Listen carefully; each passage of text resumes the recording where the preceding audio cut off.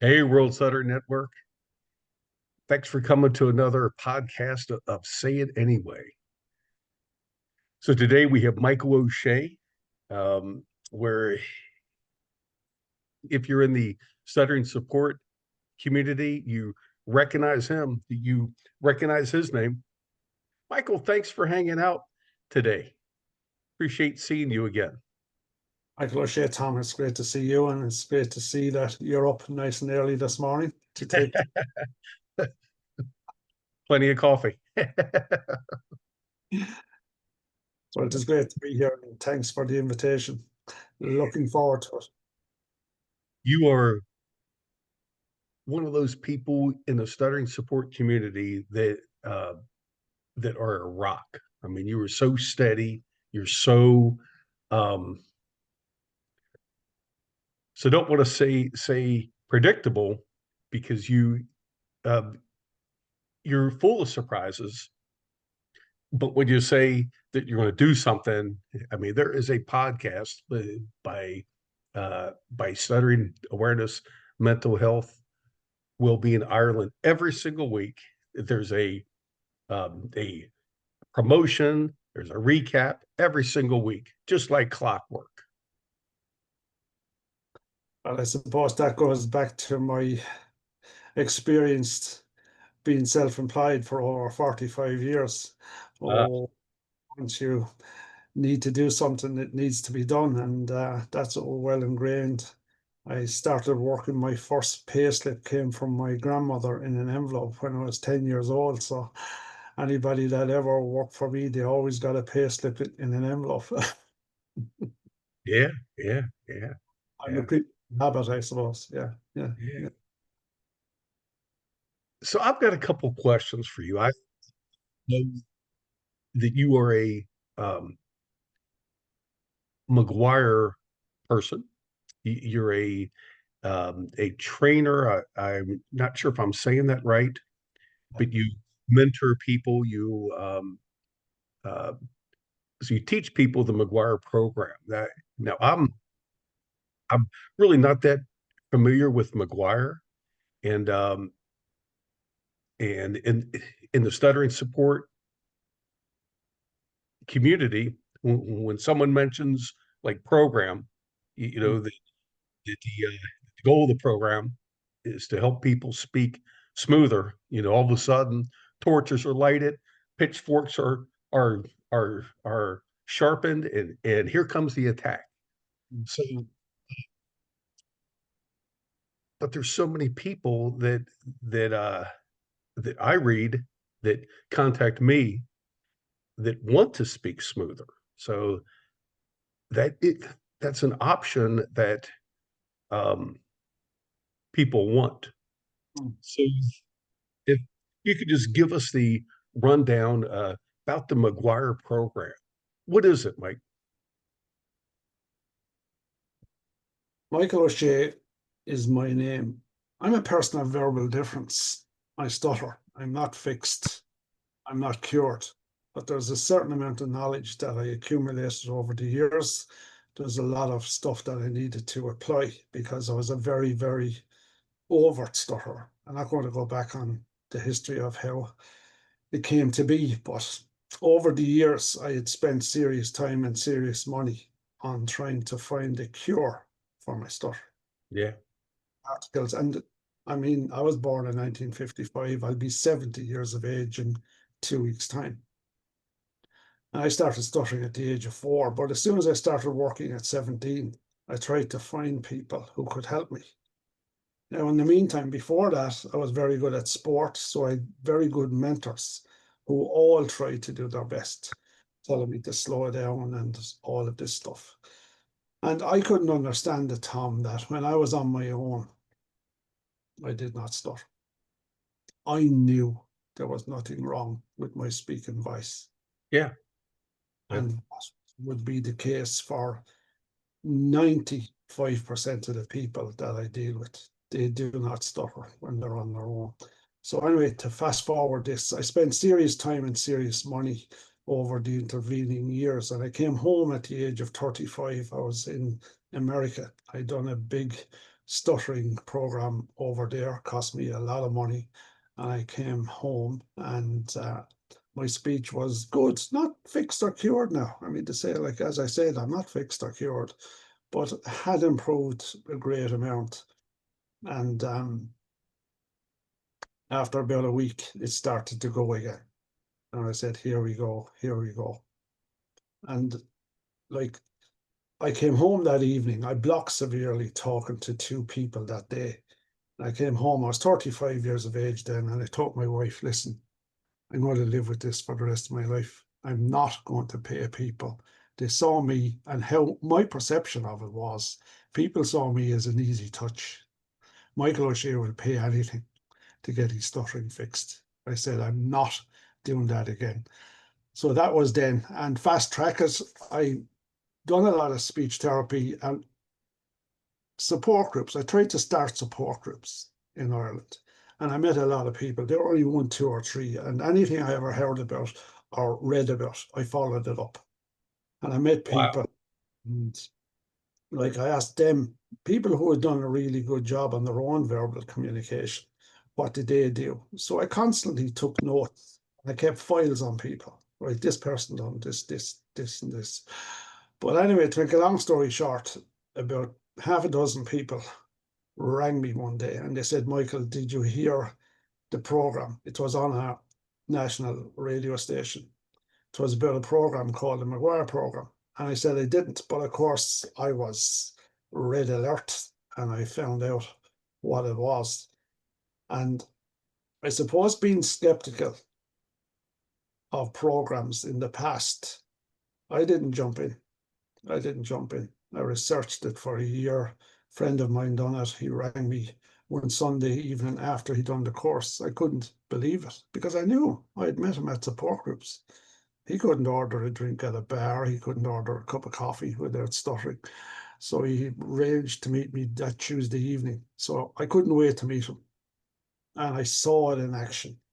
Now, he wasn't fixed. He was using what he was told, and he was able to order a drink, and he was able to hold a conversation, even though he was very mechanical with his speech. And I said, this I need to look into. So, to make a long story short, it took me a year to gather enough information to convince me that I should go. And I was skeptical because when I rang the person that was over the McGuire program in Ireland at the time, I said I wanted to have a chat with the course instructor. So there'd be a course instructor. So she wouldn't give me the course instructor's name or his address. So I was in construction. I knew how to get around things, how to find out things. So I fell down. So the 10-minute conversation with him, and he was going to be the course instructor on the course that I was doing or thinking of doing. And that convinced me. There was something about the character of the man. I said, this fella is different. So anyway, that's to make a long story short. It was a 4-day course then. It was Wednesday night, you were introduced to people. And I was skeptical again because we met and there was over, I mean to say at the whole course that weekend, there was over 120 people at that course. There was 20 something people who were new people. And I was introduced to a man and his name was Sinclair Bigger. He was from Liverpool in the UK. And he was a plasterer. And I, of course, copped it immediately that they're teaming people up who have a commonality with the person who's going to do the course. I was a carpenter, I was in construction, I was teamed up with him. And then you go out on street contacts, and I was teamed up with an architect. His name was Vice. So this is clever. So I knew it. And I mean to say I'd be a good observer. But anyway, to make a long story short, on Thursday morning, the big overall plan was, Tom, that I told my wife and I'm leaving on Wednesday. The plan is that I'll be back Friday on the train. You had to pay your money at lunchtime on Friday if you're going to stay or go. And I was going. That was the plan. I'd learn as much as I could on Wednesday and Thursday, and I would leave on Friday.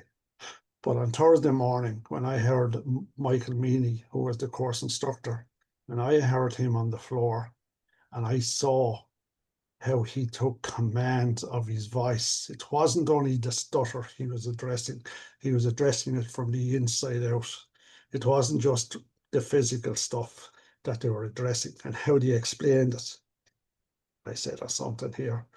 And I knew I was staying. 11 o'clock that morning, I knew I was staying to the very end, and I was going to suck everything I could.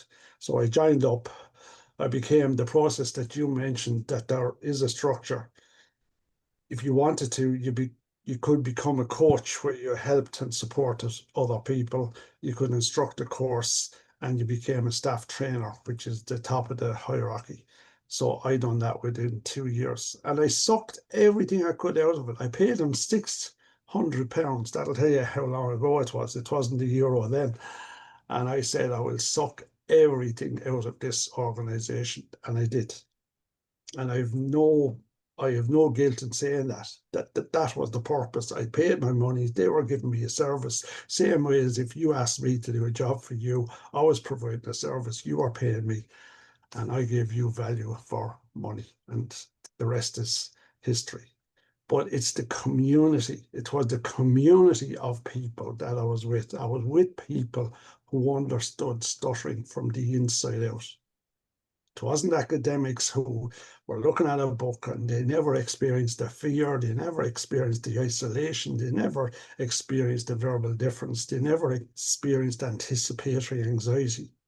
I mean, to say you don't need to physically stutter to stutter. Once you go into anticipatory anxiety, that you have a fear of stuttering. Sure, sure. Stuttering.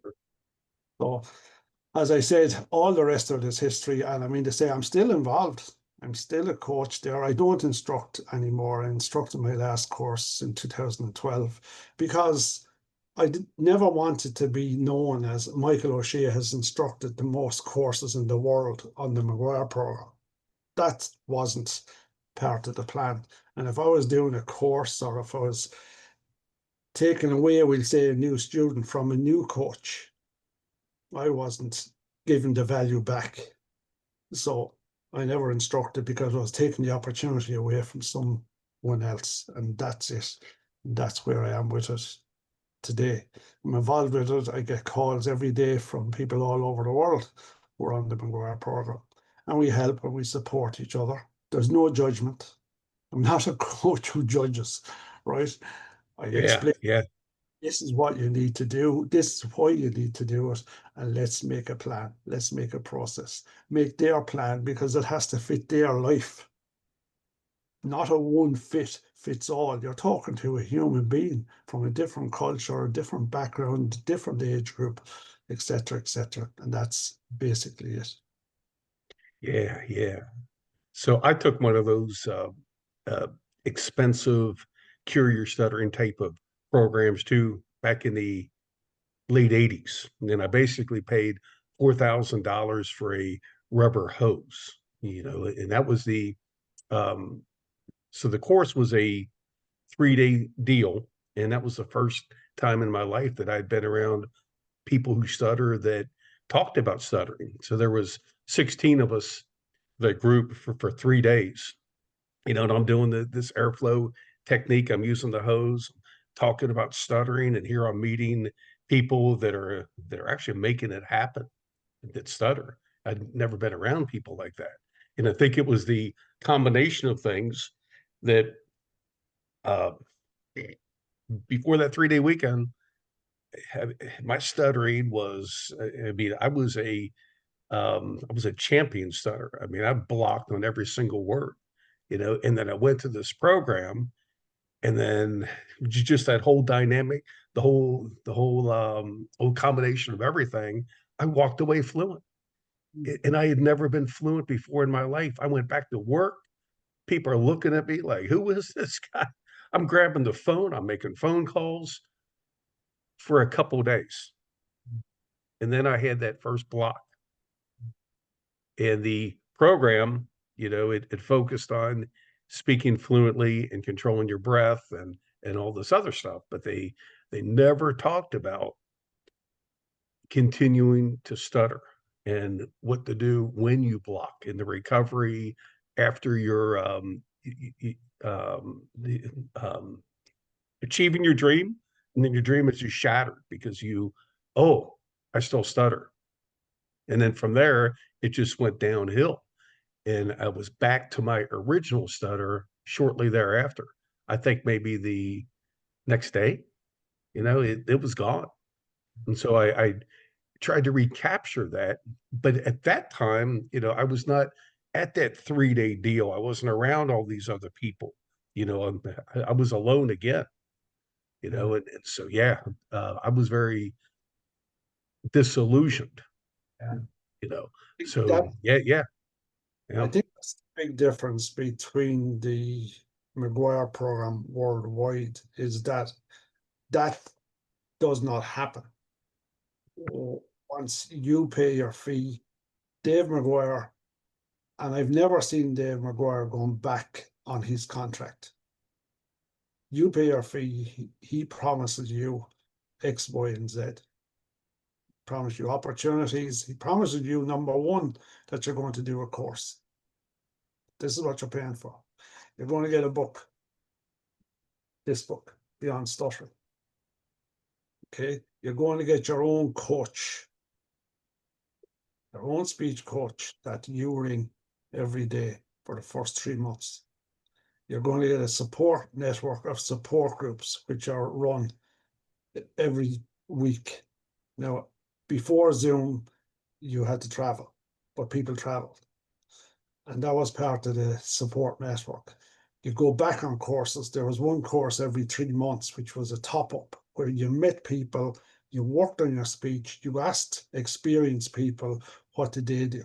And that's basically what I done. That for me was the big, big difference between everything I'd done before. I was like you, I paid serious money. There was yeah, one big lump of money, and I'm sure you know what I'm talking about, that I paid it. yeah, yeah, Yes. yeah, But like this time, when I shook Dave McGuire's hand and I said, "What do I get for the money that I paid?" And I shook his hand and I told him straight to his face, I said, "You've signed a contract. I will never break the contract with you." And he said, "I will never break the contract with you." And in fairness, he's never broken that contract. What he says that the course is going to do for you, it will be done. But he makes it quite clear that they supply all of the infrastructure, but you need to do the work. You need to do the work. They'll support the work, but they can't do it for you. And that's a fact. And that's a fact. And I mean to say, like, that's my experience. I've worked with hundreds of people at this stage. I've seen their quality of life changed.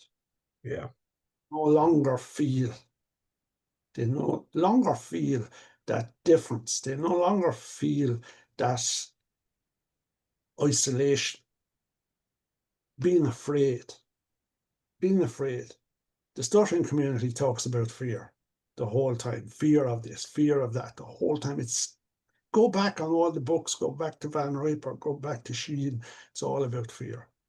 But none of them talk about the components of your personal verbal fear. And I broke it down. Like I would have a mechanical mind. I didn't go to university because how would I cope in university? How would I cope?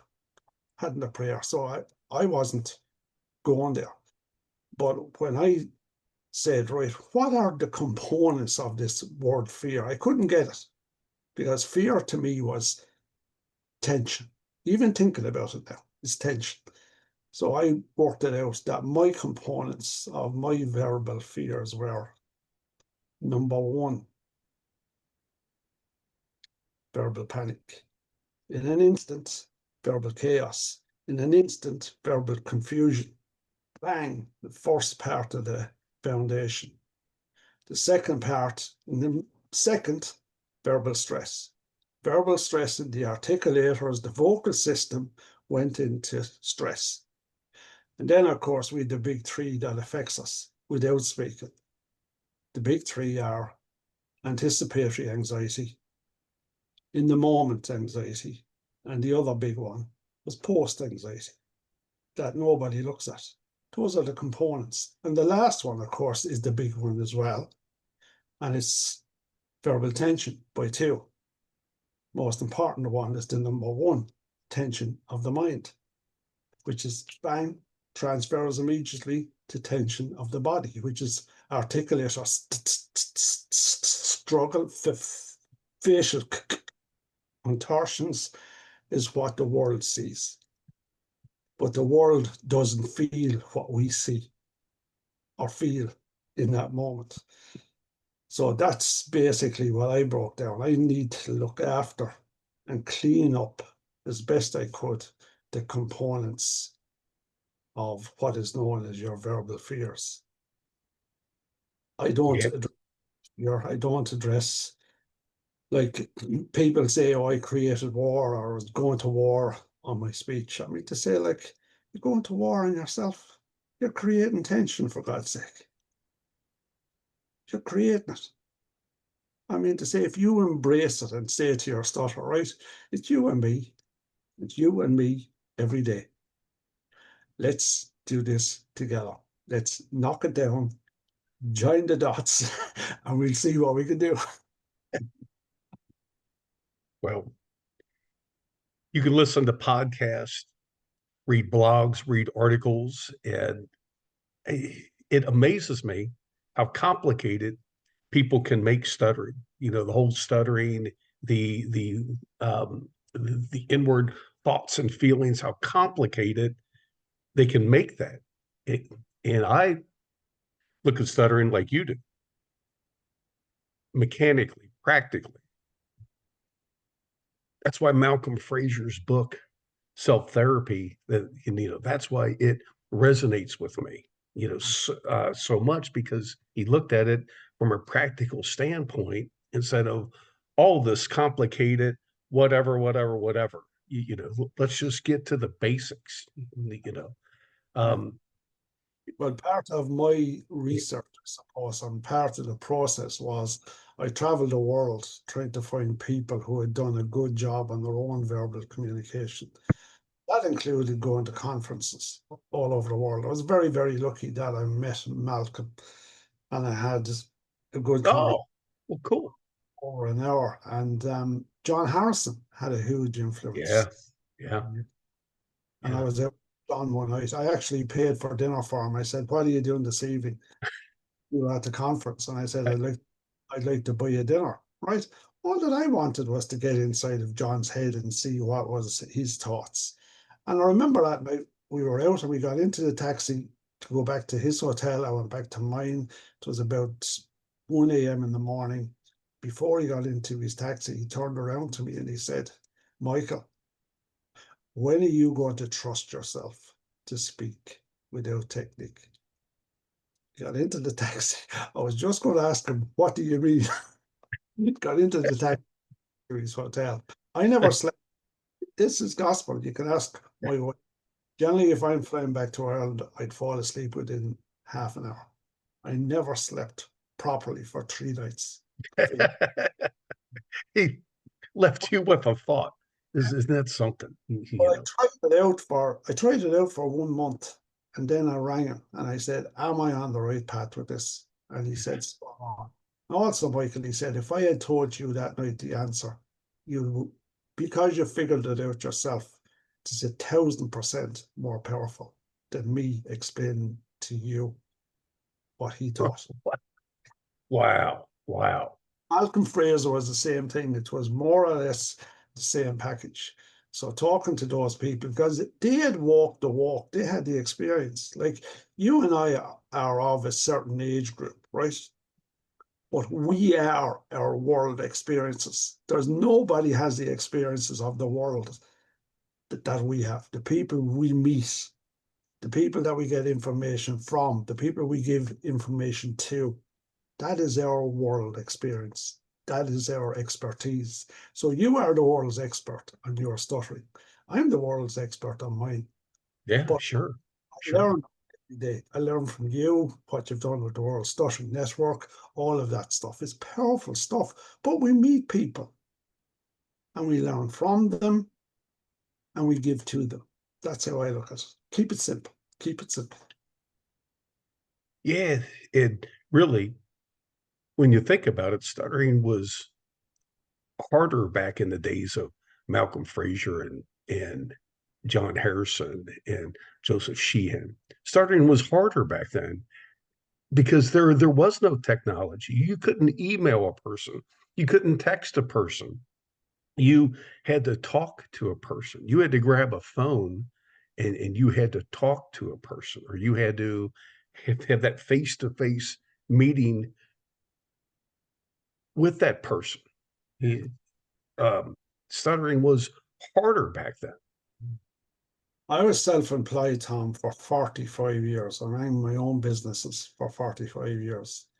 And you can understand this, not to the extreme that I did or that I went to. But this is straight up being honest with you now. And I've no shame saying it. But I used to pay people to speak for me, to make phone calls. I go to buy a car. I'd pick somebody, it could be a friend or a mechanic, tell him what I wanted. He'd do the deal. He'd do the deal. I wouldn't do any of the talking. That's the car I Oh, want. yeah, Out about it, blah, blah, blah. Business meetings, going to the bank. My wife, if I wanted an overdraft to carry a job, she sure. would negotiation, all of this.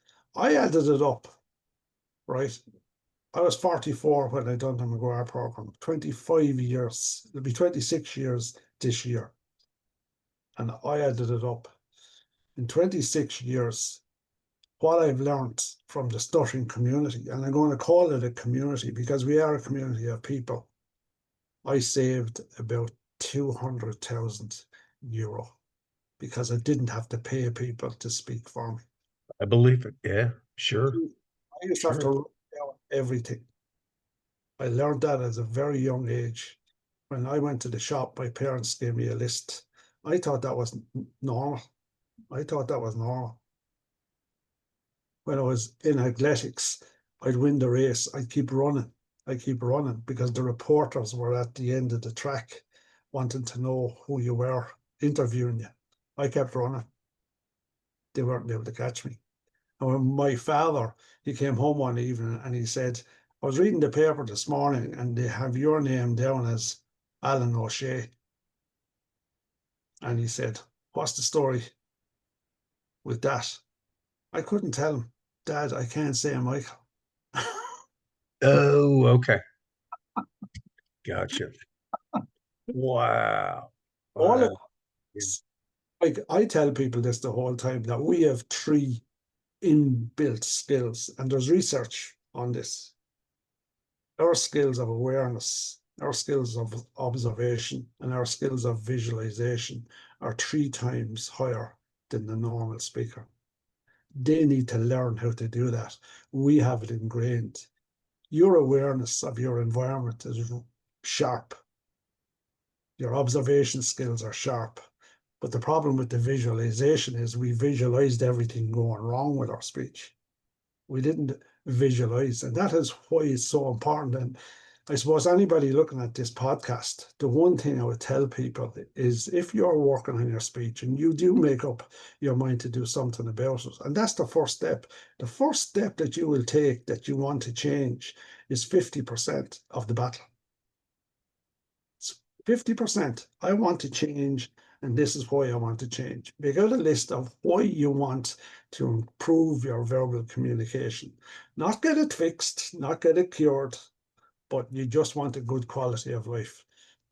And every time that you have a good speaking situation, reward yourself. A reward can be something simple like, I spoke powerfully there. Buy yourself a cup of coffee. Get your nails done. Get your hair done. Reward yourself. If you're doing a job interview and you spoke well, reward yourself. Even that word back to you, yourself, because we never rewarded ourselves or speak. Like I deal with people and they're actually afraid of the sound of their own voice. So I tell them, don't ring me. send me a voicemail. So that's the challenge I give them. Don't ring me, send me a voicemail. Practice your voice, play the voicemail, mail back, pick up anything that you're not 100% happy with. See it, write it down. You are becoming your own coach. And that's one thing that I do. I encourage people to be their own coach within 3 months because you live with yourself every day. You know how you're performing. To be your own coach. Yeah, yeah. So you realize that saying that you should reward yourself for smooth speech is like throwing gas on a fire, Yeah. right? So Reward or the effort. I If it goes pear-shaped, I always say, and even when I was in construction, I always said, we either win or we learn. We never lose. You win and you learn, but you never lose. true, true. So I think that I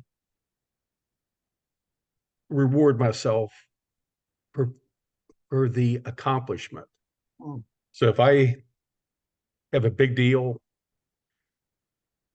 that I've been working on, multiple meetings, I get the signed contract. Well, I do something nice for mm, myself. I celebrate that. I'll grab Lisa and we'll go to a nice uh, dinner right on the beach or something like that to celebrate it. I don't think in terms of did I not stutter? Yeah. So you're going to get a lot of pushback for that. I don't fight people uh, for saying that, but you will get pushback for saying that. But I think if that's what works for you, if that's mm. what works for the people you coach, awesome. The end of the day, people need to take it to the real world. So they need to find their own fit. They need to find their own fit. And you look at the difference in people that you coach. You could be coaching a 14-year-old. You could be coaching a 75-year-old. I was coaching a lady one time and I said to her, I said, Helen, what was the reason that at 75 years of age, you're sitting here in front of me? And she said, Michael, I have a sister in America, I have a sister in Canada, and I have a sister that lives down the country in Ireland. And she said, I speak to them 3 times a year and they ring me. I never ring them. All that I want out of this is to be able to make that phone call at Easter, at Christmas, and at their birthday. That's all the woman wanted. And she got that. And more and more. I call that added value. Add value. Yeah, yeah, yeah. So the willingness to start taking speaking risk, you Exactly. know, that's that's what makes life better. When you start taking those risks and you find out that people don't make fun of you, people don't mock you, that people really don't make you feel less. That comes from us. Yeah. Yeah. And life does become better. Michael, that's awesome. So I wanted to ask you, okay, so I found the stuttering support community about 30 years ago, and people have been chanting there is no cure for stuttering since then. I heard it the first day that I joined, and I still hear it just about every day now. There is no cure for stuttering. But I I think the question is, can stuttering disappear? How would you answer that? I've met people who don't stutter anymore. And I would say to them, this is a very important conversation. I need you to tell me that you don't think about stuttering anymore. So I said, let's not create gray areas here. It's a yes or it's a no. Have you dropped all thoughts of your historical verbal past? You see a child who stutters. Do you connect? You see somebody on a film and they stutter. Do you connect? If you do connect, you have still got that feeling around your historical verbal past, because we were programmed from a very, very early age to behave in a certain way. And when I have an inquiry from people about stuttering, I never met him before, and I had a gentleman 2 weeks ago, it took him 5 minutes to say his name. But the question I always ask is, when you pinpoint when you noticed your verbal difference? And I keep a note on every one of them that answer that question. 90+% say school. That's when they felt difference. That's when they felt isolated and all of this. And part of what we do with Stuttering Awareness Mental Wellbeing Ireland is part of what we do is to educate the educators, not how to react to a person who stutters, how to respond to a child who stutters. If you respond to them and you don't create that difference, you don't create that isolation. Because how many people in your classroom will you ever have? They may be blind. They may have a short leg. They may have one arm. They may have 4 fingers. That is all about difference. There's 1.7 billion people in the world who are different. Now, that's on research figures. I maintain it's much, much more than that. It's the same as the 1% of people who stutter. I don't believe that figure either, because it's based on research of people who got academic help in the Western world.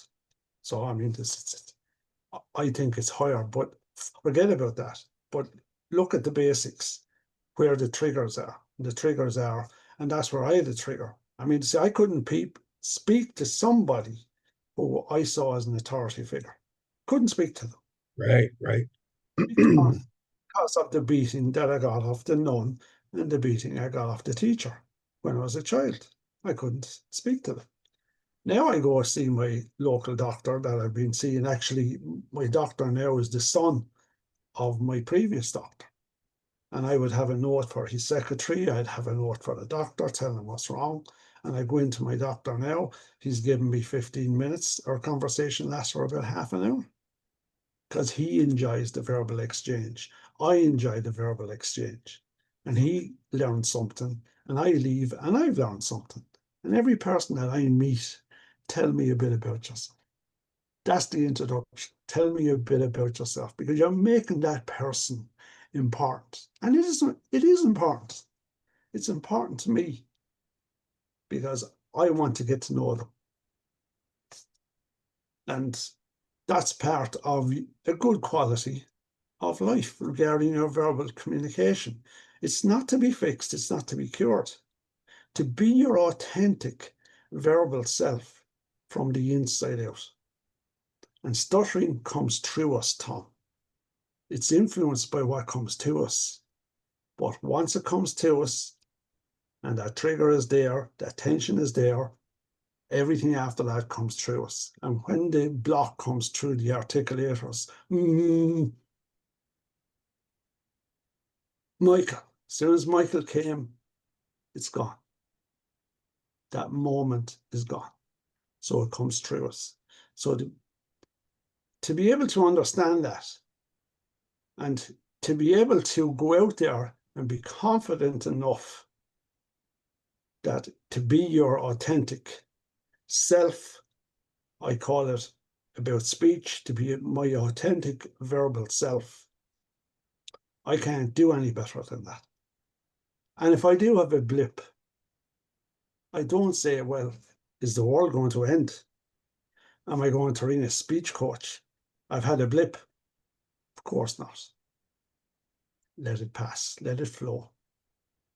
And that's how I work. That's how I coach people as well. Take the tension away.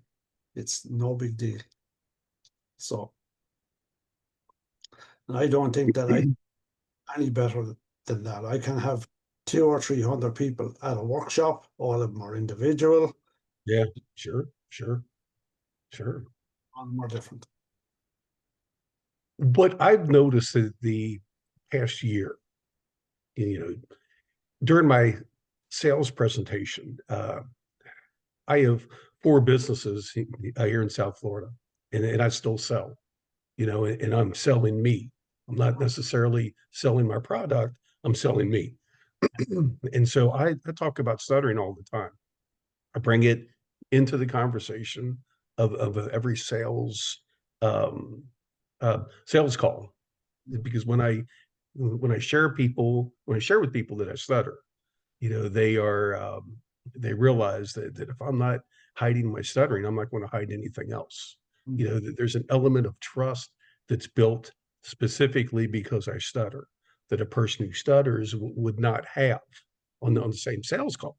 And so I've learned to use stuttering as a powerful tool in business. And of course, I've talked about that, and everything. So, uh, what I've learned during this past year, is that out of 140, 150 clients that I've crossed paths with six people that stutter. Because when I talk about stuttering, they share with me that they stutter also. Mm. What I've noticed, my clientele tend to be wealthy, um, business owners, CEOs, whatever. And what I've noticed that if they hadn't have told me that they stuttered, I would have never known that, Yeah, yeah. because there are no signs of them stuttering whatsoever. And so the wild thing is, Michael, is that of the thousands of people that I've met that stuttered, through the years, I mean, you would think I, of all people, would recognize the person who stutters, but I didn't. And what they had in common is they were high risk takers. Mm. So if they need to do something, they do it right away without thought. There's no, um, will I stutter if I make this phone call? They just do it. And I think that, I've seen, and I've experienced myself, that becoming a high risk taker, it just takes stuttering out of the equation of whether or not I should do something. Yeah. And once I started working on the fear of stuttering, and I really wasn't working on it. I didn't sit down one day and say, well, I'm going to work on the fear of stuttering. But instead, I worked on the fear of being in business for myself, the fear of talking to strangers, and those are all legitimate human fears, basic fears. But when I started working on all of that, the effect on my stuttering was, uh, magical. All of a sudden, stuttering wasn't such a big deal, as you said before. So, um, and once I started talking about stuttering outside the world stuttering community, the world stuttering support community, which, by the way, the world stuttering support community is not the world stuttering community. In my mind, the world stuttering community is 80 million people, and the world stuttering support community, although it's part of it, is about 75,000 people. So when you step outside the stuttering support community, you meet all these other people who stutter, and you learn, well, you learn from them. learn how they approach stuttering, how they view stuttering, and I am finding it very fascinating, as I cross paths with people who stutter. Yeah, yeah, yeah. Well, I'd be like that, but I could pick out. I mean, to say like I could pick out a person. I could pick them out.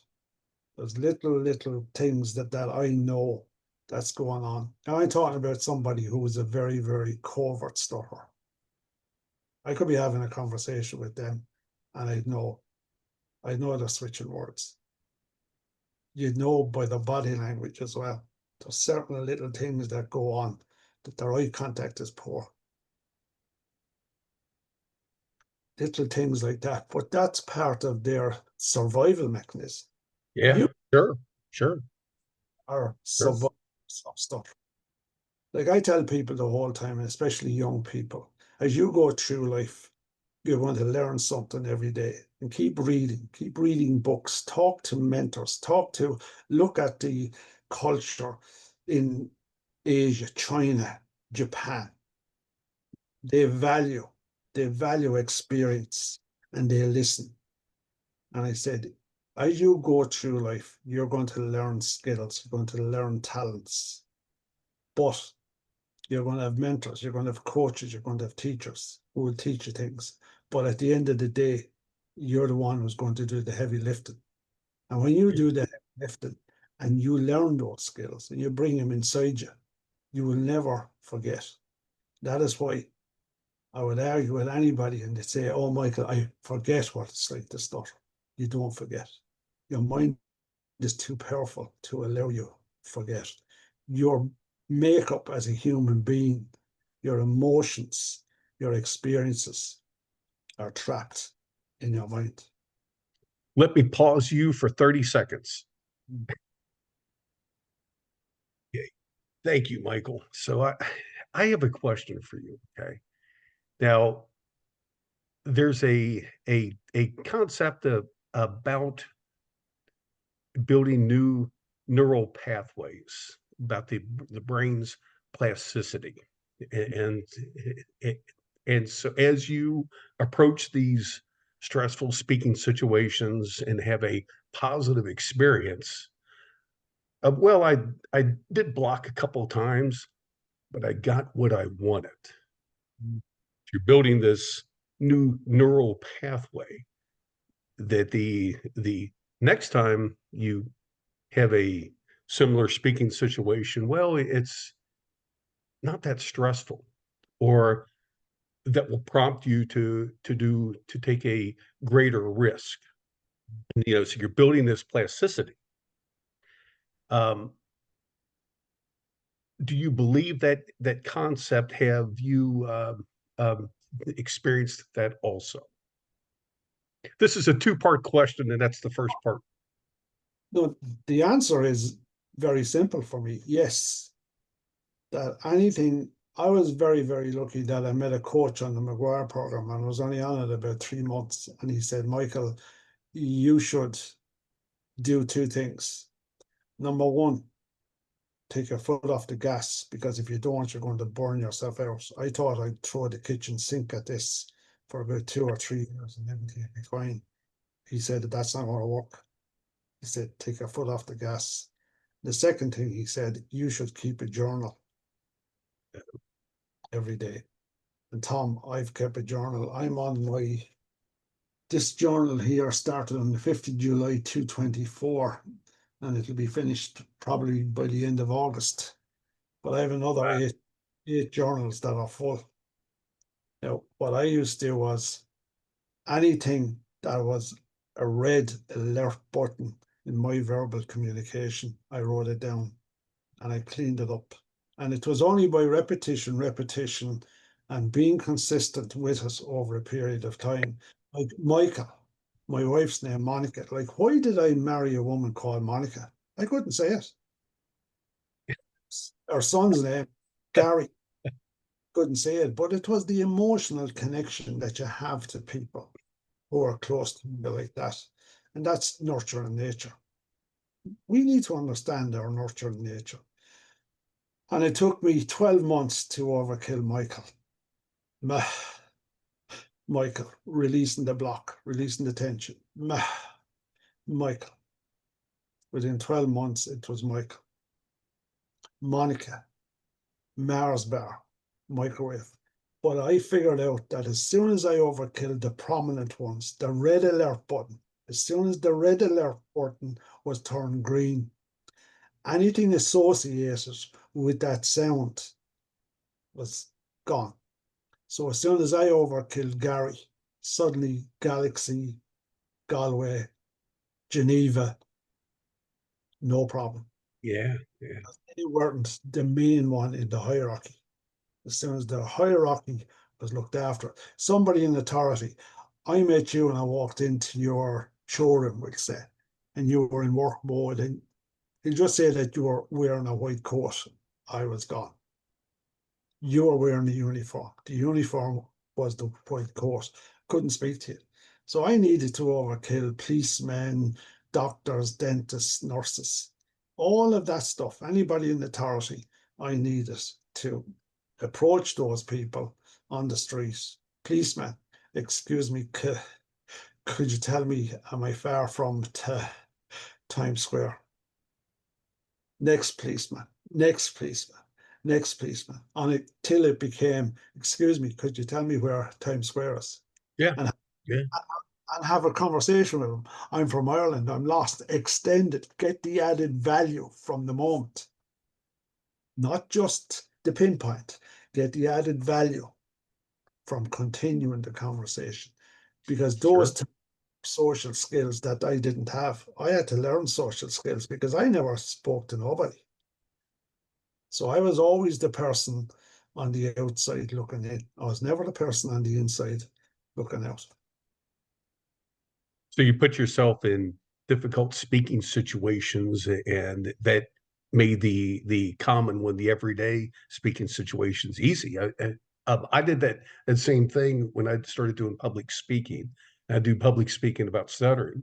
Well, I noticed the effect that I'm like, well, what happened to my difficulty on the phone, or my difficulty with sales appointments? All of a sudden, all this stuff is easy, you know. It, and that's why Toastmasters is my speech therapy. I Mm, still give yeah, three or yeah, four Toastmaster speeches a year, and it's always about stuttering.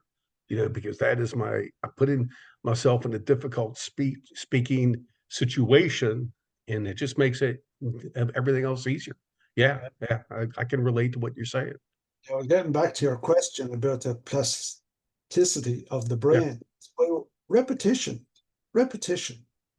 and being consistent, that the mind picks up that you're safe. You're safe. Michael is safe saying Michael. I call it a little point on my brain that I call the verbal mind, knows everything about me, knows everything. And right now I'm talking to you, it's in siesta mode. It's lying up there. There's nothing going on. Doesn't worry about a thing. But if Michael has it doesn't recognize that now because it's voluntary.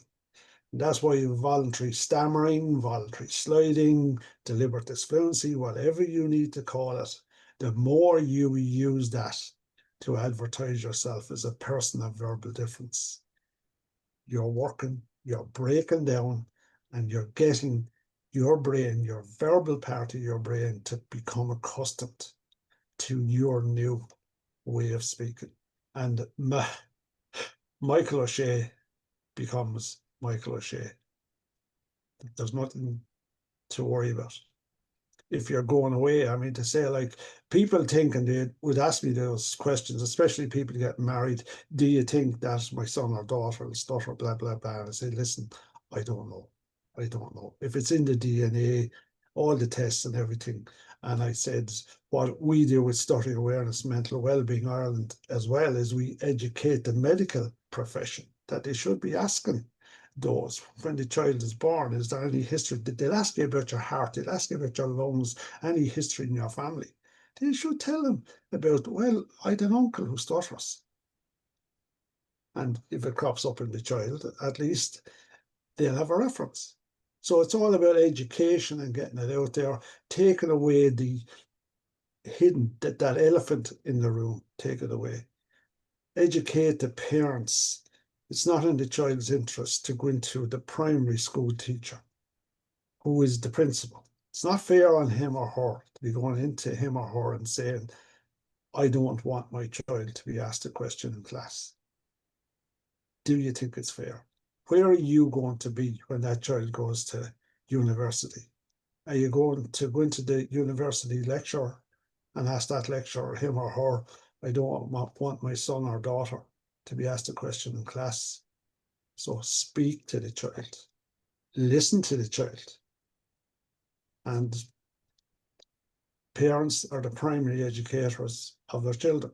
The next ones Yes. are Yeah. Yeah.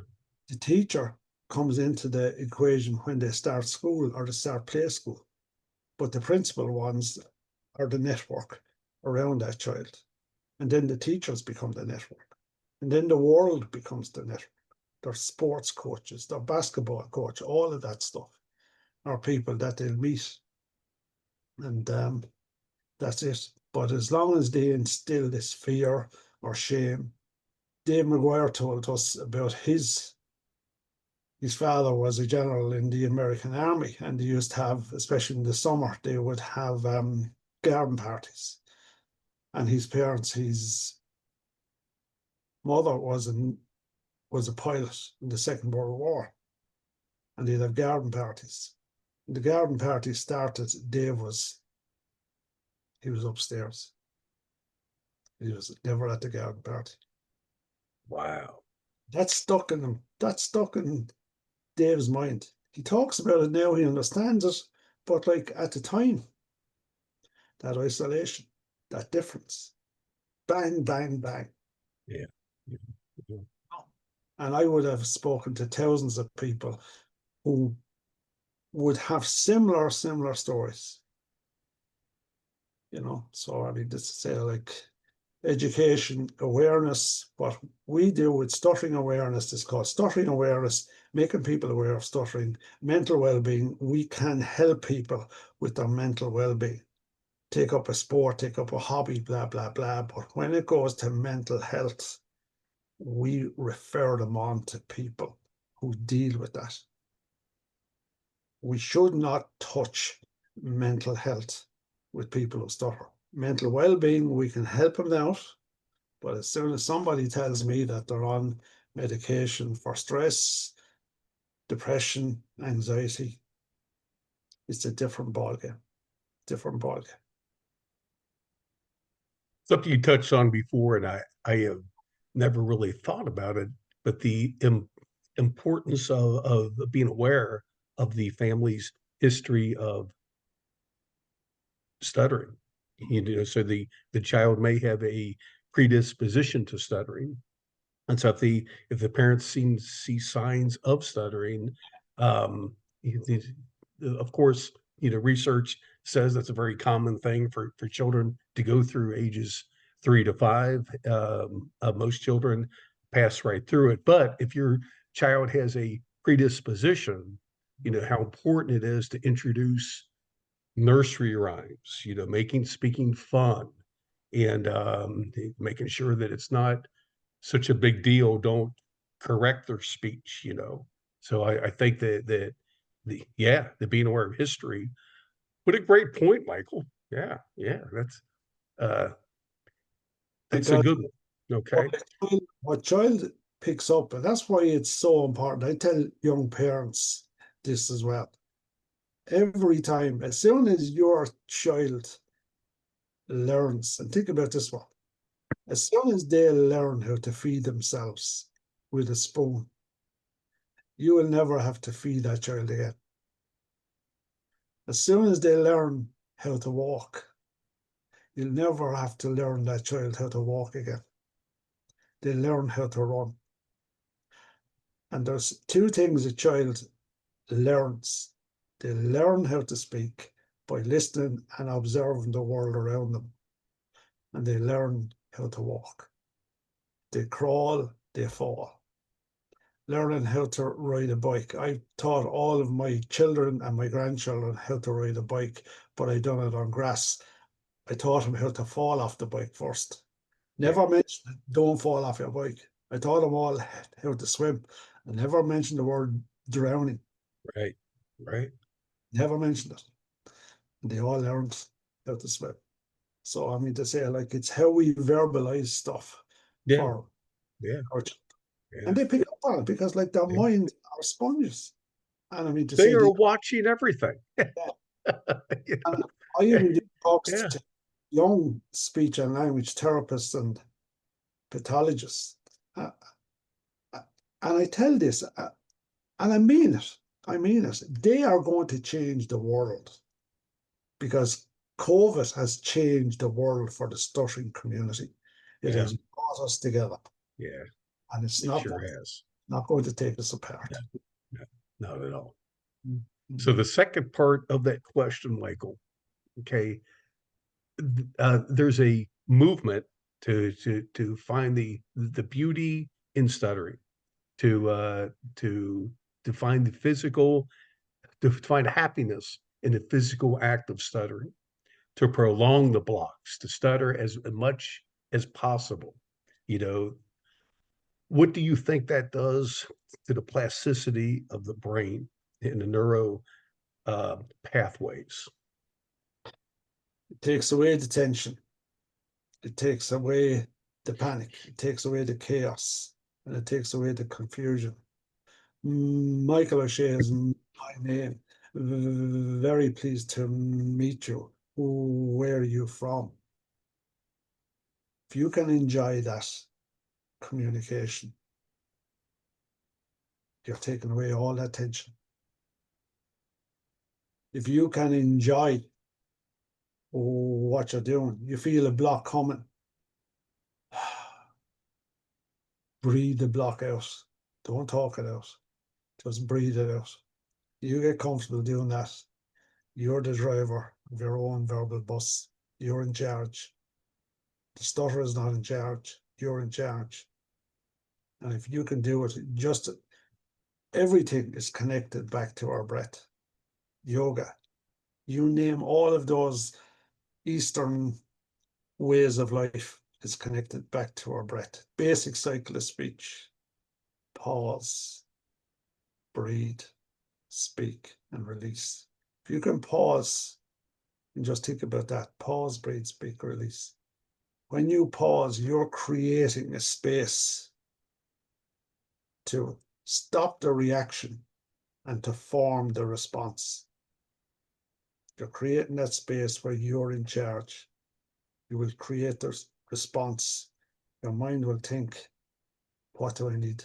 It will look after itself. Michael, there's no tension. There's no tension. And if we learn how to do that during the pause, just pause, breathe it out. The world, breathe it in. Don't be afraid of it. That is what I learned myself. I would be verbally calm in the most heated situations. Be verbally calm, step out of it. Two, don't step out of it to avoid it. Step out of it to step back into it. Be prepared. And that's how I manage it. That's how I explain it to people. But I'd say I can't do it for you. We can't do anything for anybody, only advise them. And talk to people. Talk to people who stutter. What did you do? That's where I learned all of this. What did you do? Join the dots that fits you. Now that works for people like you and I, our level of stuttering. But how about a person that that stutters what we used to call severe stuttering, Over. which is now described as a high frequency of stutter that has those hard blocks, or someone that has a medial level of stuttering. Does increasing the stuttering, especially in stressful situations, ordering at a restaurant, ordering coffee, on the phone, just increasing those stutters. So now the person on the other end of the phone, now instead of having a 1 minute phone call with several blocks, all of a sudden it's a 5 minute phone call because you are prolonging those blocks. Mm, mm, So mm. what does that do to help the person who, well, does that help the person who stutters? First point I'd make is that talking to a person who stutters makes a difference. If a person rings or somebody walks into a clinic and you're there to listen, you're not there to lecture. Listen to their message. You will get them on board. To bring them to where they want to be is steps by steps. And the simpler the message, the more it will connect. And when we're talking about two types of stuttering, you're talking about covert, who hides it very, very well. You're talking about overt. You're only talking about two words. When you put in extra words into the same message, you're causing confusion. Oh yeah, yeah. I mean to say that's what that causes. I mean to say when you go back to Sheen, Van Riper, and all of those great people back then in the 50s, 40s, 50s, they started with nothing. They started basically with nothing. And you hear the people today and they're doing TED Talks and they're doing all this stuff about stuttering.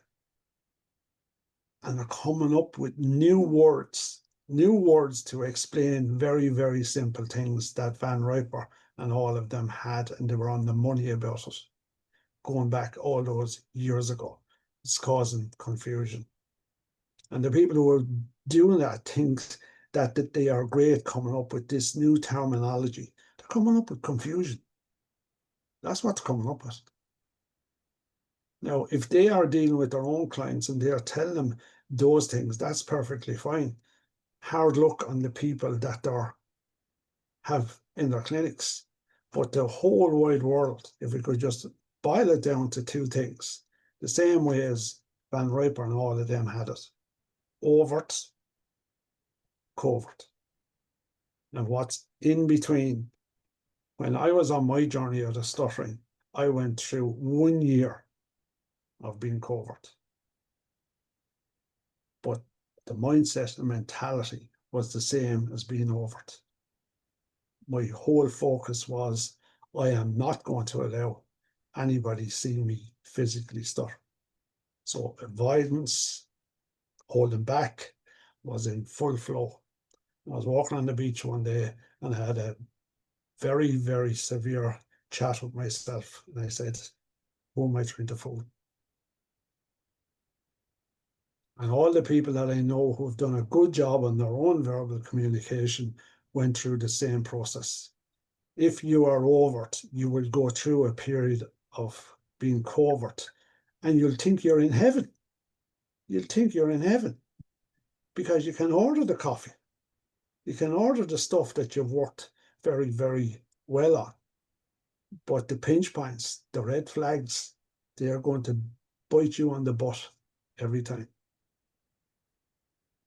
So, are you being your authentic self? Where is your self-actualization? Are you the person that you want to be? And only one person can answer that, and that's the person themselves. Mm-hmm. Mm-hmm. Saying that stuttering brings happiness, I have a hard time grasping that based on my experience and the observations that I make of the people who stutter in my life. I've got two that I observe daily, you know. So I've got a hard time grasping that concept that stuttering can the actual the physical act of stuttering can bring happiness. Um, it's been my experience just talking to so many people who stutter inside the stuttering community, you know, inside the stuttering support community. It just uh, come to the conclusion that it seems like most people who stutter actually don't want to stutter. Yeah, yeah. So it's difficult for me to even grasp to tell another person, well, you should find happiness in your stutter, or you should prolong that block, or you should find the beauty um, uh, in the actual stutter. Mm, So that's a mm, difficult concept, theory for me to grasp. mm. For me, it was all about quality of life. I'll give you an example. When our children were young and my wife went away for a weekend with her friends, I was stressed out until she came back. Why? Because I was afraid of my life that one of our two boys would get sick in the 2 days or 2 nights that she was away, and I'd have to ring an ambulance or a doctor. Now, flip this. About 4 years ago, my wife had a severe medical issue here at home. Mhm. I could ring the ambulance. I could bring the ambulance in. I could check her blood pressure. I could check her heart rate. They told me to keep her talking. Everything. Conversation, conversation. I could tell them I leave the front door open. They came in. They knew what they had to do. The medication was there. The injection was there. Now that's quality of life. Now, I don't have that with my grandchildren if they stay here. That's the last thing that enters my head now. But when my parents passed, when my grandmother passed, I couldn't say goodbye to my grandmother the way that I wanted to say goodbye to her. It ate me up. The reason I done the McGuire program, and people ask me why I done it, I said it's very simple, and it's one word. I said pain. I had enough of the pain. I couldn't say goodbye to my grandmother, so therefore, nature taking its course, I knew that both of my parents would probably pass before me. I didn't want to experience that again. Since then, my mother passed, my father has passed, and my two sisters have passed, and I'm the last one standing. I never thought I would bury my two sisters. My mother's funeral, I could arrange it, say goodbye to her, say goodbye to my father, blah, blah, blah, blah, blah. And the power, and if ever I had even the thought of being worried about my speech, I went back to being on the altar, being at the pulpit, telling the congregation, which was packed, church was packed, about my mother, and being able to say goodbye to her the way I wanted to. Being able to do that, I'd go back there for the strength, because that's the number one reason that I worked on my speech, was I didn't want to experience that pain again. And I haven't experienced it. And I would think that I'm well prepared now for anything. I had a car accident one time and a chap came around the bend, he had no seatbelt on him. Wheel went through his chest. I had to jump out of the van, put my hand on his chest to stop the bleeding, get the ambulance, blah, blah, blah, blah, blah, because I had no fear of using the phone. And even then, Tom, I said, oh, that was adrenaline. I said, why am I going there?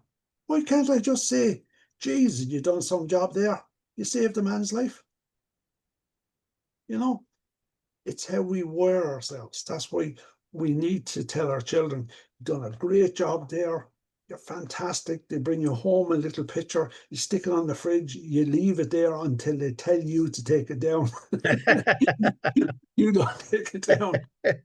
All of that stuff has the impact on the stuttering mind, your personality. And I mean to say, like, that's what a quality of life is all about. It's your quality of life. But you need to say to yourself, yes, that is my quality of life. It's the small things, Tom, that really matter. Going on TV and talking to a million people, it's a performance. It's a performance. You go to Toastmasters, it's a performance. We go in and we're selling ourselves to architects, engineers. It's a performance. It is definitely a It's a performance. performance. Yeah. I'm in performance mode. You're in performance Yeah, mode. sure, sure. When my grandchildren walk in here and this is my home office, they don't call this granddad's home office. They call it the ching ching room. Why do they call it the ching ching room? Because it's a different conversation. Because most of what happened in here when I was in business was all about, as you said, I ran a business, selling myself, Yeah, my organization, and like we never had a website, we never had to have one. no, We we had clients that I worked for not in those days. Yeah, their parents, I worked for their grandparents, and I worked for the parents of or the children of the parents that I worked for. 45 years is a long yeah. time. And I survived, and that's why I call myself I'm a survivor of stuttering. I could give my family a good quality of life. I had a good quality of life, except for this little thing that kept niggling away, which was my stutter. And I paid people to speak for me because it was my way out. There was no other way out that I could see. And I used my children. They'd go in and they'd want an ice cream. They'd ask for the ice cream themselves. Does that happen now with my grandchildren? No, it doesn't. But back then, as you said, there was no help or anything available. People, they advised you slow down, don't speak too quick. How could you speak too quick and you weren't even saying a word? It I mean, it definitely doesn't make sense. didn't make sense though. Well, Michael, what you said about the quality of life for a person who stutters, um, wouldn't it be great if the overall goal of the stuttering support community was to help make possible that the people who stutter would not get to the end of their life and look back and say, "Oh, if I didn't stutter, I would have done this, that, and the other." It would be so great if when people get to the end, they look back and they say, "I did all of these amazing things, even though I stuttered." And I think that would be a great goal, the world stuttering support community, to take stuttering out of the decision making process of people who stutter and give them the courage, give them the confidence to to do what they want Yeah, and not be limited by their stutter. yeah. What I do, Tom, with people who come to me and they speak like that, and they may be in their 20s, they may be in their 30s, 40s, 50s. And I would say to them, okay, let's park stuttering and let's look at you. Look at the person that you are first. Now, you could be talking to a lady or you could be talking to a man, and you could say to them, look at where you are now and who done the heavy lifting to bring you to where you are right now. Look at what you have built around you. Look at what Yeah. you have created. How many children have you got? They could have two, three, four, five. You've created. You and your wife Mary have created a family. They will create another family, which will be an extension of you through them. But if you don't see it, if you don't see it, if you don't feel it, it's not there. Take time out and look at yourself. Look at what you have and then look at what you haven't. Most of the stuff that you haven't, you can buy if you have the money to buy it. You cannot buy a cure for your stuttering. You need to speak to people, doesn't matter who it is. I would never sell any one organization. There's somebody willing to help and support, give it a try. Try 5 things, join the dots, take the value out of each one, put it together and create your own fit. That's how I look at it. But don't look at stuttering. Oh, what if? what has passed is past. You can change now. You can change tomorrow. You can't change yesterday. So it's up to Let yourself. me pause you one more time. Michael, this is such a great conversation. This really is. Something I've been talking about lately is small talk. Do you small talk strangers? I teach people how to verbal ping pong, which Ah, is verbal ping pong. I've never heard it. small talk. Why do you We, teach people that?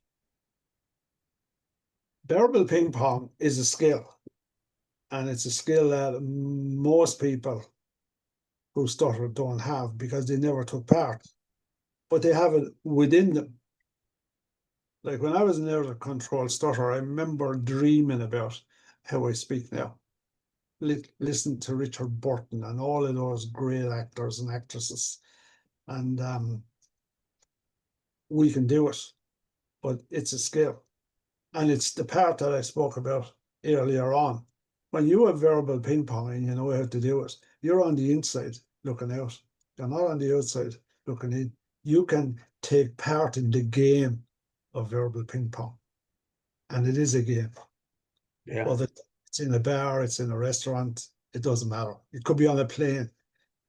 I verbally engage with whoever I'm sitting next to on a plane now. And I will know if they're willing to engage or not. If they're not, you'll see them and they're taking a sleeping Yeah. tablet. You say to yourself, and you respect that. But Yeah. 99% of the time, they will engage with you because they probably in their own way have never engaged with people. And that's the way the world has gone. But like to have that skill, and it needs to be built, needs to be built. Listen to people, look at people on television, how they're able to do it, a storyteller. What both of us are doing here today, believe it or not, is we're telling stories. You're telling me your stories, I'm telling you your stories. And the podcast, both of us are telling a story. Learn to be a good storyteller. Yeah. Someone recently said that arguing doesn't change people's minds. Stories do. Stories. Yeah. Yeah, I just heard that a couple of days ago. Yeah, Lisa tells people Tom talks to everyone, and the reality is that I do small talk with everyone.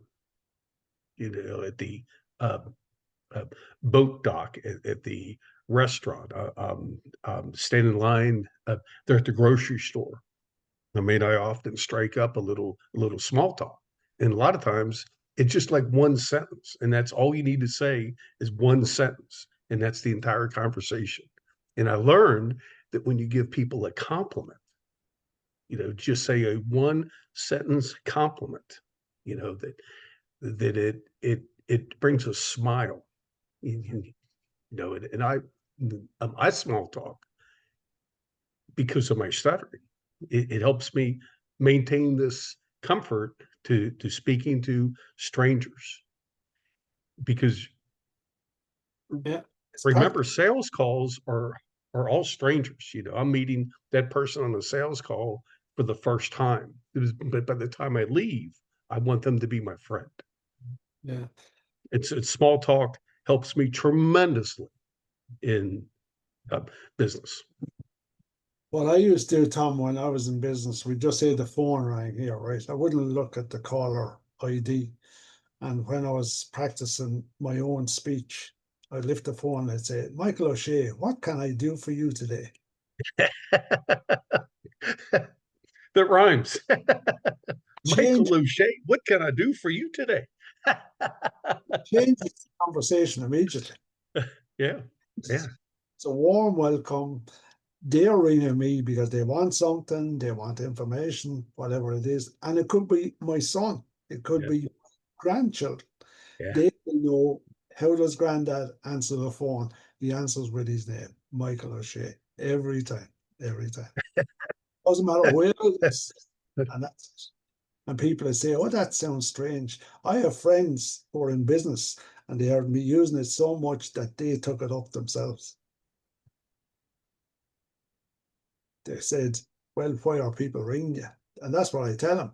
Why are people ringing you? Because they want to talk to you. Why don't you tell me?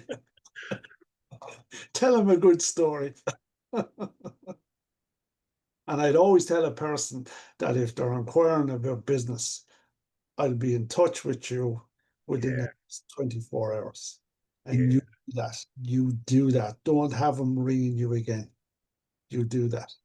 Make it within the next hour, 2 hours, 5 hours, but make sure it doesn't go beyond the day. So the crazy thing about business, Michael, is that I have never made a sale through email correspondence, but I've made No, a bunch of sales from a phone call, from talking to a person.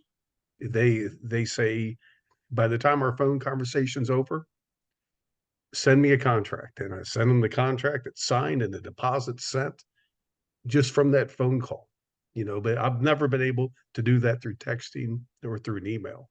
It's always when they hear me, when they hear my smile.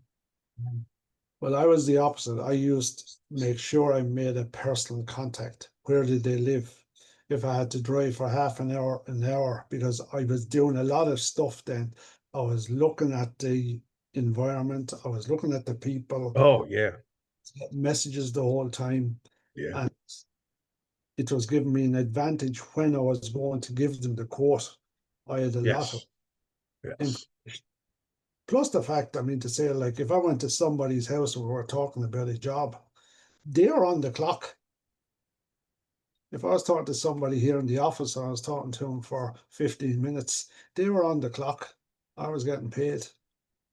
They were yeah, doing the yeah, I was yeah, getting. I mean, to say, like, that would never have entered my head when I stuttered. I'd say, oh, thank God they're ringing me. I mean, to say, like, it wasn't great. And when I said and I announced that I was going to become self-employed, I had I had family, I had friends saying, Michael, how are you going to last? How yeah, are you going to last? They yeah, didn't say stutter, but I knew exactly what they meant. yeah, yeah, yeah, And I'm not saying it was easy. I had to fall down and get up. I nearly went broke twice. Very, very near it, but I learned a lesson the first time. I learned a lesson the second time, and it didn't happen the third time. yeah. So if you own your own business, if you don't sell, Michael, you don't eat. Yeah, can't pay the bills, You know? but Yeah, yeah, exactly. yeah. Yeah, during my sales calls, I've got 20 seconds to make a good first impression, and I've got 2 minutes to close the deal. No, I might talk to them for an hour. I might be there for uh, 2 hours, Mm. but they have made a decision whether they're going to sign that contract in the first 2 minutes. So that's um, uh, that's how important effective communication is to me. Yeah, yeah, In business for myself. yeah. So yeah, yeah, A lot of people learn that the hard way. I mean, to say, like, what went wrong, and they'd have their accountant saying, oh, your cash flow wasn't right, blah, blah, blah. But at the end of the day, they could be talking about themselves. What was wrong? They were wrong. They tell people that they'd meet them at 10 o'clock. They don't turn up until 11. That would never happen with me. If I told you I was meeting you at 11 o'clock, I'd be there at 10 to 11. Or if something happened, I'd ring you. I'd ring you. yeah, yeah. It's all about respect. So it's not really just the fact that you stutter. It's all these other things. It's being Yeah. on time. It is it is getting back to people, Hmm. on a prompt basis. It's answering their questions. It's delivering a good service, to deliver a good product, doing what you said you were going to do. The stuttering is just a little small part of the equation and as people like you and I have found out, it really doesn't matter, Yeah. you know, in the grand scheme of business, stuttering really doesn't matter. It's all these other things that you have to make sure you are on point on. I remember years ago, I was doing a lot of work for a motor company, doing the dealership, and the two principals were Tom and Jerry. That's what they were. Well, when I had the confidence to talk to them, we Yeah, were looking at a big job and went and had a meal afterwards. And I had the confidence to say to them then, why do you hire me when you had a choice of every contractor within a 50-mile radius? And the younger brother, Jerry, he looked at me and he said, Michael, it's as simple as this. You've done a lot of work for us. We knew you would start, we knew you would finish, yeah, and you would get out of there on time. yeah. Now, if we were hiring you as a salesman to sell our cars, that'd be a different story.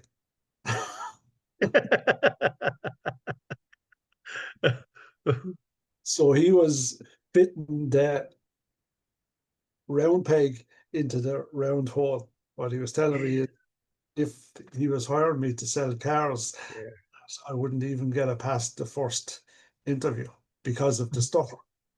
Though I must tell you that I know several top salesmen for national companies that stutter. Oh yeah, of course, I yeah. mean, there's a ton of people who stutter that make it in sales that do extremely well. Yeah. Yeah. But see, even though he said that, I knew that if I was a salesman and if I went after it, I knew I would be able to cope with it because I would do things my way.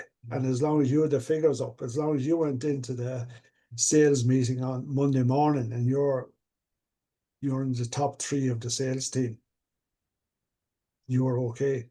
If you're on the bottom rung, okay, you're going to be in trouble. But that's how the world Yeah. works. Yeah. But if people trust you, if you build up a rapport and they're going to tell somebody else and they're going to tell somebody else, it's like when we started Stuttering Awareness Mental Wellbeing Ireland, the one thing that we all agreed on is that we have to do the opposite to what the stuttering community has done in the past, because what they've done in the past hasn't worked. So what we needed to do is we needed to talk to different people, people of influence, politicians, people of influence who knew people of influence who would introduce us to Yeah. people, Yeah. network and network. And all of that really came to a head after 3 years. A lot of work, a lot of Yeah. talk, Yeah. patience, but it worked. It worked. And if Seems you, like I just saw a picture from last week of you and Jamie Guggen with the president of Ireland. that's right, he's in his last year, his time is Yeah. up. But I mean to say he has a garden party, and the amount of people of influence who are at that garden party, we don't go to see the president, we go to meet the people who are there because you have them all in the same place. You're going to get, I think Jamie got 20 today. We were there. I think there's 18. So that was 38 people of influence. And then we contacted them this week or last week. Last Thursday and Friday, I rang 9 of the people that I met, and they gave me 3 names of people of influence who'd be able to help us out. So if Network. someone told me that the McGuire program doesn't work, I would tell them, yeah, for some people, the McGuire program works wonders because I know Jamie, and Jamie went through a period of time where he didn't speak. You know, his stuttering was high frequency. You know, and he didn't want to talk, didn't want to speak, and he came to the McGuire program, and I think you were his mentor. I Yes. think you were his coach, and now, I mean, Jamie Guggen, if he calls you, you better have at least 30 minutes blocked off because he's going to give you an earful of all these amazing things. He's always got exciting news. He's always meeting people. He's always he's talking to people of influence. He has begun his political career. I mean, he met uh, President Biden when he came to D.C. last year. I mean, he had a conversation with the um, president of the United States.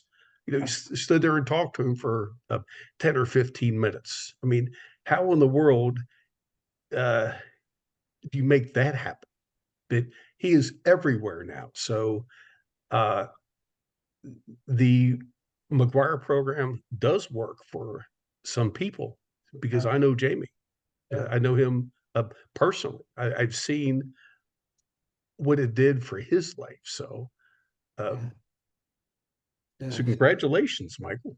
Oh yeah, but I mean to say like he done the heavy lifting. I mean to say your mentor, your therapist, whoever it is, they will give you the information, they will give you the knowledge, but it's up to you to apply it. And there was one big word in that. If you're not willing to change, if you're not willing to put in the time, work, and effort and do the heavy lifting, it's not going to work. You could Right. give. I remember one time, and I was offered a large sum of money to help a young lady who was getting married by a wealthy family. And I said, I'm sorry, I never took money, I said, from anybody to help. But I said, I can't, I wouldn't even dream of it. And I said, you could throw all the money you have at that, and you want to fix or a cure. I said, whoever takes the money, I said, they're not treating you with respect. Because I said, I can't guarantee it. I can't guarantee it, but anybody, Dave McGuire can't guarantee it. Nobody that I know on the face of the planet. And I've been hypnotized. I've spoken fine for about 3 days until I met somebody and they said, oh, Michael, your stutter is gone. Bang, back again. And that's hypnotist. So that's it. But getting back to Jamie and President Biden, it Yeah. was it was the process, the networking and the people of influence got Jamie in the door. There was a lot of work had to be done for that to happen. And that's one thing I've always said about the stuttering community, that we didn't use that 4 years to have the most powerful man on the planet. We didn't use that to advertise the stuttering community a lot more. And I say when we get to speak to him again, we're going to ask him that question. Did he think that we could have done a lot more? I mean, to say, like, if you look at his interview with Oprah Winfrey, I mean, to say that's pure gold. Why isn't it used a lot more in the stuttering community? Most powerful man in the world. This is what he done. And he laid it out. He'd get his speeches every night before he goes to bed. He would go through them. He'd highlight words that he would have difficulty with. If he needed to change a word, he'd change it. All that information is there, untapped. So we could have grown a lot more, in my opinion, especially regarding Zoom, because Zoom is absolutely fantastic. And now we're into AI. I was talking to somebody who was a university lecturer about 3 weeks ago, and he said, Michael, you're talking about AI, they call it A1. They're working on A2 right now. Yeah. Yeah. Yeah. You Someone know, said yesterday, we are one of the last generations uh, that will know what life was like before AI took yeah, over. We're one of the last generations. yeah. And that really struck me. And I wonder uh, how will that affect stuttering? This whole AI thing.